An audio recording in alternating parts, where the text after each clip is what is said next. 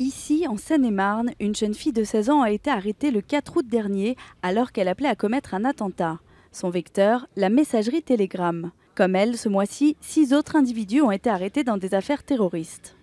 La Direction générale de la sécurité intérieure a procédé à l'arrestation de 7 individus tous écroués et dont 3 au moins avaient des projets constitués.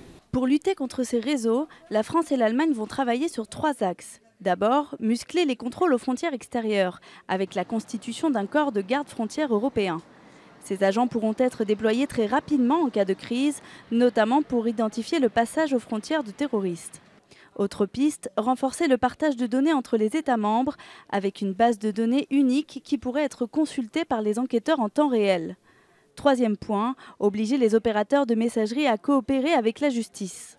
Les échanges de plus en plus systématiques opérés via certaines applications telles que Telegram doivent pouvoir, dans le cadre de procédures judiciaires, et j'insiste sur ce point, être identifiés et utilisés comme éléments de preuve par les services d'investigation et les magistrats. Les 2 ministres demandent donc à la Commission européenne d'obliger les messageries à collaborer dans les enquêtes terroristes.